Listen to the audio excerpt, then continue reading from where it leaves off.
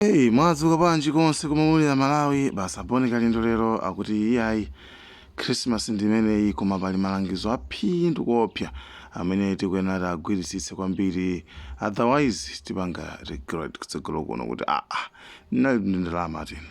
Anyway, yamba ndicho nchokwinako tionere kuti akuti bwanji munthu ameneyi. Ng'alulization ya lero ndikayambe ndikuthokoza Mulungu kunena kuti watisunga ife Amalawi kuchokera mu Januwale kuzafika siku la lero pa 24 December. Chaka chimene Amalawi takumana ndi mavuto osiyanasiyana, chaka chimene taziona zimene sitinayenere kuziona, takumana ndi mikwingwirima, takumana ndi mavuto, taona zimene sitinayenere kuziona, tagwira zimene sitinayenere kuzigwira mu nyengo kapena mu ulamuliro umene wachakwera. Munthu amene waonesa anthu mavuto kuti kodi mavuto amakhala bwanji. Ndikanyadire kwambiri kunena kuti Mulungu amatikonda, Mulungu sayang'ana kuti uyu ndi olemera uyu ndi osauka, amatisamalira chimozimozi. Choncho pamene tafika lero pa 24 December, pamene somawa ndi pa 25, siku limene timakumbukira dziko lonse lapansi kubadwa kwa Yesu Khristu pa Krismasi, tiyeni Amalawi tisangalale ndi responsibility, tisasangalale moonjeza chifukwa ndalama imene mwayipezayo simuzayipezanso. Ali maboma ena akale aja ndikananena kuti mwazani mmene mungamwazire, onongani mmene mungaonongere, komano muyenera kusamala kwambiri makamaka mu ulamuliro umenewu. Pamene ikonomi ya dziko sizili bwino, zinthu zakwera kwambiri, ukapeza 10,000 uziwe kuti imene wayipezayo ndi yomweyo, sungapezenso ina. Choncho musangalale inde, koma musangalale mosamalisisa kwambiri, chifukwa kusogoloko tikamalowa mu Januwale kuzakhalanso mavuto makamaka ofuna kutumiza ana ku sukulu. Lero zasanduka chipinjo kuti mwana apite ku sukulu ni nkhani yoopsa kwambiri, zikusiyana ndi kale lija. Komanso malentozi, anthu alenti azafuna ndalama zawo. Choncho ndikupempheni Amalawi kuti pamene mukusangalala Christmas komanso New Year, musangalale mosamala chifukwa ulamuliro ulipowu unasowesa china chilichonse sichikuyenda muno Malawi. Ndipo zilibe zokuti ati uyu ndi wa business, uyu ndi wa pa ntchito, zimene zidatha.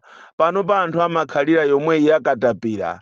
Ngati suutenga katapira nde kuti suudya pa khomopo ndi ana. Koma nthawi zinaso kutenga ngongole zopambana msinkhu wako sizimakhala bwino.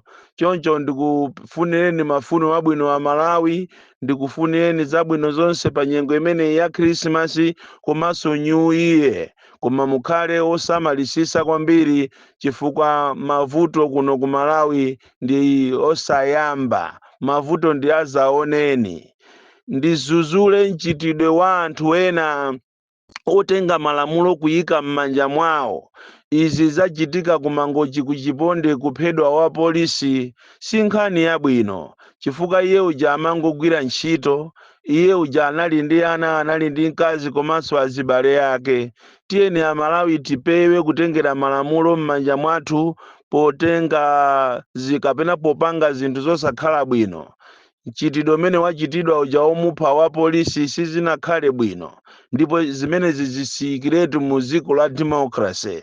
Komano pamene tikudandaula kuti anthu sanachite bwino popha wa polisi kumangochi, tinayeneranso tiyang'ane mbali inayo. Kuti chimene chikuchitisa anthu masiku ano kuti azikhala olusa ndi chani?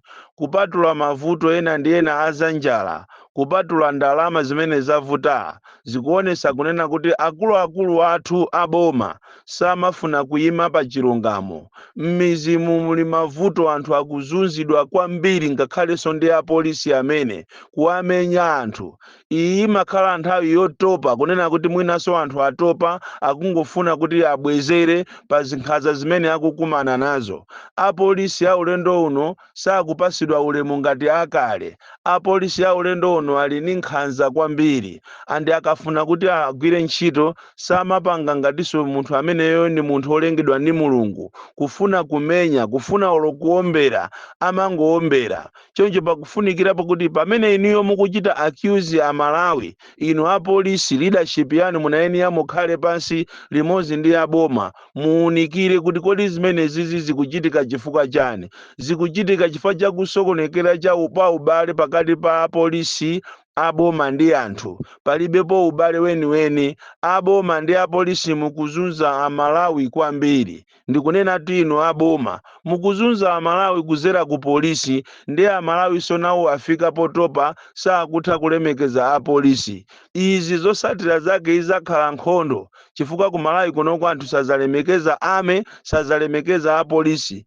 discipline umazisungira wekha ngati ukufuna kuti munthu akupase discipline akupase ulemu iwenso ukuyenera umpase ulemu mwachisanzo mmene zikuchitikira ngati zachitikira ngati kupengapenga anthu kumaakuwa MCP kumaavulisa nsalu zimene zizosafunikira mu democracy koma muziyang'ane from the other angle muona kuti pali china chake chimene akupanga achipani cha MCP icho chimene anthu chikuanyasa munayenera kuti mukonze nyumba yanu inu a MCP andi ndikupempheni Amalawi kunena kuti nthawi ino tikupita ku chisankho asiyeni anthu apange kampeni yawo a MCP apita akapange kampeni kwina kulikonse zipani zonse UDF DPP A4DPP mualole akapange misonkhano yawo nthawi ino siya violence nthawi ino yosiyo memeza anthu kuti azizuza anzawo tipemphe pano kunena kuti ino aboma pamene mukumamanga opposition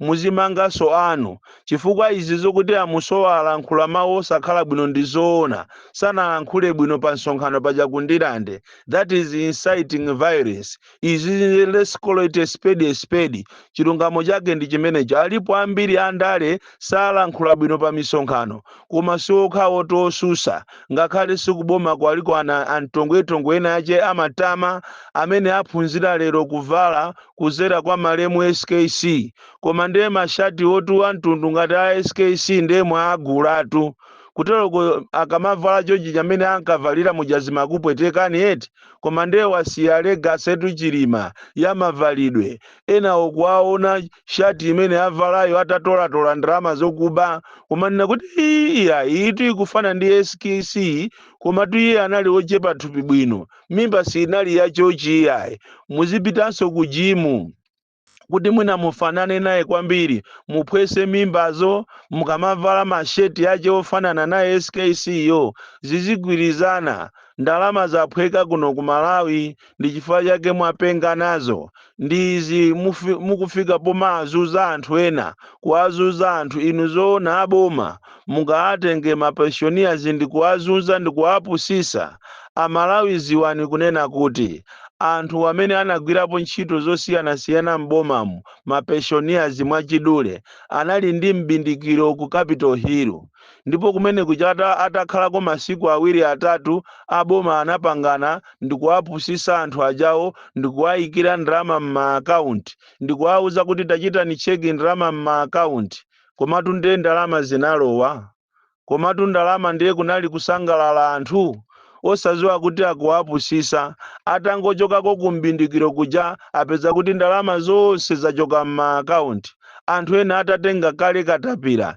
ena osusukawo amathamanga pa furniture ena kukatenga mafriji kuti eni mukatenge ndalama ndikakupasireni ku banki kufika ku banki kuja kupeza kuti ndalama kulibe koma chakwera ndi anthu ako ndi mukulakwa kwambiri mukuziwa kuti anthu a pension aja amene analandira pension ma pensioners ambiri aja akudwala matenda angonegone ma BP ali mmene muja ma sugar ali mmene mujamo palibe ena aja akulephera kuyenda pa ma wheelchair koma inu muli ndi ndalama zawo zimene mukusunga kodi inu simamva chisoni anthu aja akamakuyendera ndi kumafusa za ndalama zawo and why do we have a pension scheme when you want to retreat people because I don't see any reason why anthu azikhala pa pension pomwe ndalama ndalamazo akalandira pension samalandira mukuwazuziranji anthu? Kodi muli inuyo terekeze kuti mungozitenga muli inuyo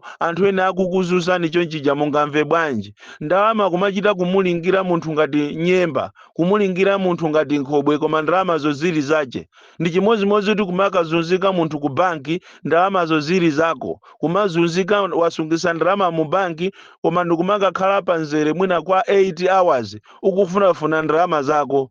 I think mukanapangatu bwino enu amabanki komanso enu aboma, chifukwa mukuwazuza anthu ndalamazo zili zawo. Ndizomvetsa chisoni kwambiri kunena kuti anthu ena akufika saizi yomwe alira koma ndalama zawo akulephera kuzichita access. Anthu ena akulephera kutumiza ana ku sukulu and yet ndalamazo ndi zawo. Munayenera kumaganizira bwinobwino, kumaganiza koma kodi zimene tikupangazi ife tikupangidwa zimene zizi zingakhale bwanji? Akutipanga anthu ena tingamve bwanji mu mtima mwathu? Ziko lomvetsa chisoni, palibe chimene chikuyenda, pa china chilichonse palibe chikuyenda, paliponse pali kuba basi, paliponse kuba. Palibe pamene ungapitepo pabwino ndikumanena kuti ati apa ndapeza pabwino. Madiru pena paliponse. Ena kuti alemberedwe cheke chawo cha pension ndiye kuti muagone kapena mugone ndi mwana wawo. Inu ndino anthu omvetsa chisoni kwambiri. Ndizomvetsa chisoni zimene zikuchitika muno m'Malawi, muziko limene ngakhale mvula sikubwera yanyanyala, fetereza kulibe, chimanga kulibe, china chilichonse ndichovunda muno m'Malawi. Ulamuliro umene ndi wamasoka. Izi zikuchitika ndi saini yokuwuzani kuti Mulungu watipolamira, Mulungu sakukondwera nafe. Izi zikuchitika kupengapenga, anthu ndikumawozedwa munsewu, boma lolamula, ameneyo achoke, ameneyo avule saluyo. Ena ndikumapanga pakana mabana ajawo kumakolopolapo nkhope ya chakwera ija. It is a sign. Ndikofunikira kuti inu ya MCP mupite ku drawing board, mupitenso kawiri mukazifunse mafunso kuti kodi chikuchitika ndi chani. Mafiga ano aja mwachita khuku aja amene ajaso mwachite reflect. Kodi pamene tizanena kuti tawina titabera tikhaladi zokuti tawina, chifukwa anthu ngati akutikana pano pa voti sinachitike ndiye tizanamizira chani? Chifukwa tupena pakuba mukuyenera kumaganiza kuti pamene tikubapa tikhale ndika backing kena kache, koma backing iyo mulibe ndiye muzanena kuti mwawina chani? Mukuyenera kuti mukamakumana m'mahotelomu, mukamakumana nyumba zanu zomata, pamene mukukonzekera kubera chisankho kuzera ku mathematics, muzifunse mafunso ngati amenewo kodi Amalawi azairola sazairola. Chifukwa izi zikupangikazi is a recipe for disaster. Munomo muzayambika nkhondo, muzayambika ndewu imene Amalawi sazalola kuti iniyo mukabwerezenso. Ndipo zikanakhala kuti munthu president amayitanidwa ndi makolo ache ndikukamulangiza, tikanapempha ngati makolo ali moyo amuyitane Chakwera amulangize mwana wawo. Kale lija mwana akatakapanga zofuntha amapita anthu kwa makolo ache kukauza kuti mumulangize mwananu. Iniyonso makolo ngati mulipo kapena azibale ache mukanamuyitana mwana wanu mumulangize, chifukwa kumene zikupita sono pang'ono ndi pang'ono kosokonekera. Ndipo siku lina tizakathira msinje wa Sizi kuja tinkanena uja msinje unakathera mu Sizi. Izi ndikungonena mwa democratic society, mu democratic society mosamuopa wina aliyense, ndikungonena pa chilungamo chake. Olo mutakonza ziwembu zotane kaya mufuna mutani, ine sinimaopa nimangoyima pa chilungamo. Anthu inu ndi afiti kwambiri mukuzuza anthu Malawi munomo.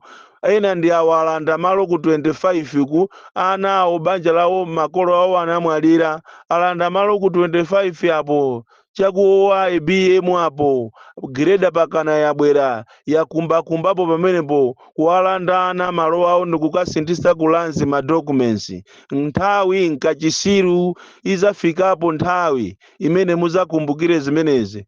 Kukhala minister la usakhale kuti ati ndiwe chiopsezero cha anthu. Pali minister wina amene akuzitenga kuti anayandikana ndi Mulungu, walanda malo ana amasiye ku 25. Siku lina tibwera tizalengeze zina lache, koma ndikulakwa kwakukulu kumalanda anthu malo chifukwa chokuti ndiwe minister. Bon Kalindo the DC.